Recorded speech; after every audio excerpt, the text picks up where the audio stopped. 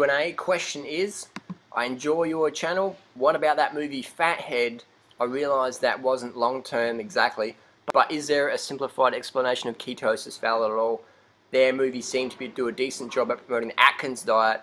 Care to comment? For the record, I'm into 811. Just thought I'd get your thoughts on the matter. Cheers. Well, there's good websites out there. AtkinsExposed.org, AtkinsDietAlert.org. This whole movie Fathead, all it is doing is basically telling people good things about their bad habits. I mean, can you imagine if you're a movie producer who wants to finance a movie and you're like, wow, you know, how are we going to get money to promote a McDonald's diet?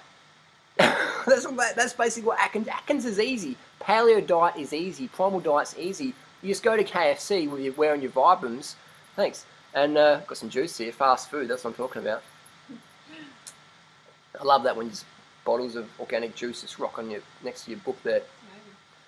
So you go to McDonald's and your Vibrams, order your Big Mac, throw away the bread, and just eat that. That's the paleo burger. And in Australia, the McDonald's burgers are grass-fed. So paleo, primal, people come to Australia, feast up in the McDonald's. I know Paul Check and Sean Croxton are big fans of TGI Fridays, and I know Mark Sisson's a big fan of KFC. He's got his favourite fried chicken recipe on his website there. People say, Mark Sisson doesn't eat fried food. Yes, he does. Doesn't make him a bad person, but definitely fried food, that's going to fuck up your health. See all these fast food, paleo, primal, low-carb experts writing off the fruit thing, or the rice thing, or the high-carb Dr. McDougall style, clinically published books like this. The paleo people use people like Denise Minger, who's like an 18-year-old blogger, as their nutritional authority. Denise Minger is the nutritional authority of the paleo, primal, low-carb world. Whenever they want to debunk these sort of clinical books, they get their 18-year-old blogger to come on and write some blog, and then spam it across their paleo primal forums and say, this is how it is. I'm like, sorry guys, that's bro science, that's dogma, that's 18-year-old blogger opinion. This is clinical data. I can see that there. Dr. Neil Bernard's program for reversing diabetes. People just read this. Read this. Try and get her to debunk this, because that's pretty entertaining when you get the 18-year-old blogger who's got the English qualifications to trying to debunk the clinical studies. Interesting stuff, guys. You know the paleo, primal, low-carb, fathead world is in dire straits when they get the 18-year-old blogger to get on there and write stuff off. But here's the thing, Denise Minger, lovely girl, nothing personal against Denise Minger, she actually eats the fruits, she eats the high-carb diet, which is... that's crazy, isn't it? So, my opinion on the Fathead movie, it's a bunch of fucking nonsense. It's basically just telling fat people, sit on the couch, throw away the running shoes, get rid of the oat bran, get rid of the bananas, and pick up the bacon and eggs. Just make sure they're grass-fed, but it doesn't matter. Paul Check eats at TGI Fridays, and so does Sean Croxton, so just go to your fast food restaurant with your friends and make sure you eat extra bacon instead of the steamed baked potatoes. If the naughty waitress throw some brown rice on your plate, make sure you scrape it off and fill it with some big dollops of cream and butter. Have a big block of butter on your plate, because that's healthy and that's going to get you lean. And all those high carb people, they got it wrong. Carbs make you fat. Look at all that fat on there. Oh, fat man. I watched a movie called Fathead, and I think it's got some good valid points, so I'm eating a lot more bacon and eggs now, and I don't eat oatmeal anymore. Instead of eating oatmeal, I eat like a block of butter. I go to Whole Foods to get a block of butter for lunch, and it's very satisfying. I just eat it like that, just scrape it off, eat the block of butter. And so I think Fathead was very educational, documentary. I like to eat a lot of fat, and I think meat's very healthy and part of a balanced diet. Yes. So I've got to get back to the barbecue now. You know, it's just hilarious. It's just hilarious. You've got to laugh at the idiocy. Fathead, what a movie. If you're fat in their head, then perhaps you deserve that movie. Check yourself off with atherosclerosis. Check yourself off with stroke. And look what happened to Stephen Burns. Stephen Burns was the head of Weston A. Price Foundation. He died of stroke. He was similar to my age. Died of stroke. Rest in peace, Stephen Burns. Dr. Atkins died obese. He had chronic atherosclerosis based on the medical reports that were done. Enough. This high carb stuff is where it's here to stay. So that's just bottom line. So ketosis. I'll tell you what happens when you go to ketosis. Look at my other videos. Ask yourself this question: why is there not a single athlete on the planet, period, who eats a low-carb diet? Low-carb diet means 150 grams or less of carbohydrates per day. There's not a single athlete on the planet who does that. Yes, you might have the person who does the 9-hour marathon. We're not going to run it in 2 hours 57. You might have the person who plays golf low carb. You might have the person who drives to the gym and pedals on the treadmill for 5 minutes, and they're the athlete, and they're athletic, but you know what I mean. I'm talking like hardcore fit, man.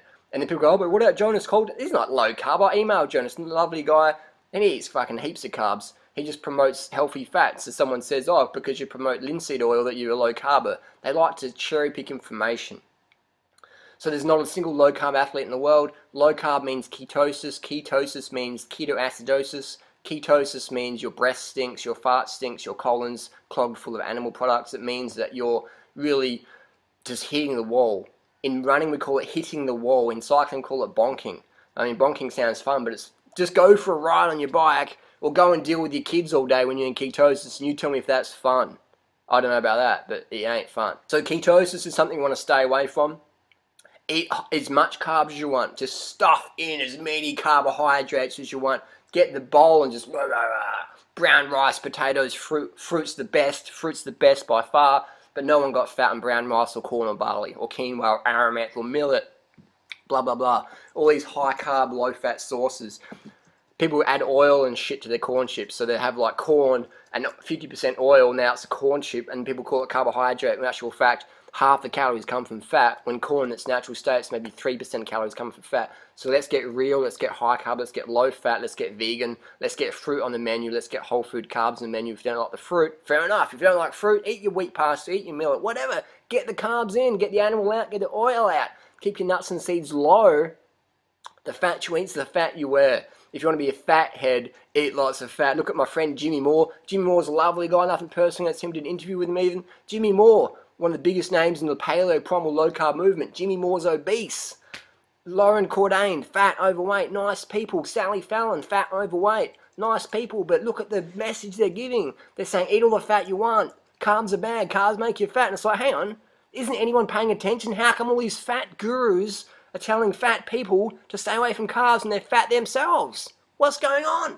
Is Lauren Cordain, the head of the paleo movement, sneaking bananas? Is Sally Fallon drinking too much organic apple and blackberry juice? What's going on? Is Jimmy Moore going down to the Chinese vegan restaurant and ordering big buckets of steamed brown rice and broccoli? What's going on there? And then you got the other primal paleo people pumping up steroids, jacking up steroids, doing intermittent fasting. I won't mention any names there, but people doing steroids, liposuction, face surgery, and that doesn't make them bad people. If you get, face surgery and hair implants and $50,000 in your teeth, doesn't make you a bad person. But when you're saying that person looks amazing, it's like, well, we're actually doing some steroids, they're doing a lot of facial surgery, they're doing liposuction. So maybe not the best example of a natural sort of body type. And again, it doesn't make a bad person just because you're a paleo, primal, low carb person and you're doing steroids and you're doing all this stuff. Doesn't make you a bad person, but it makes for some confusion out there when you sell out for money and let people ruin their health and you just cash in your way to the bank in Malibu or whatever. That's pretty unethical in my book, but hey, I'm just saying. So that's my opinion on the whole fathead situation. Absolute nonsense. Telling people good things about their bad habits. Basically an advert for McDonald's, an advert for the meat and dairy industry, an advert for these destructive, pernicious, evil, death, fire, destruction industries that we need to abolish to end the world hunger, to end the water pollution, the air pollution, the noise pollution, the screaming animals, all that nasty shit. Fathead, what a fucked up name for a movie. Fathead! But you need healthy fats and grass-fed butter and cheese and dairy and fermented goat's milk. That's what you need. Healthy fats, grass-fed steak and bison. You lot of monkey.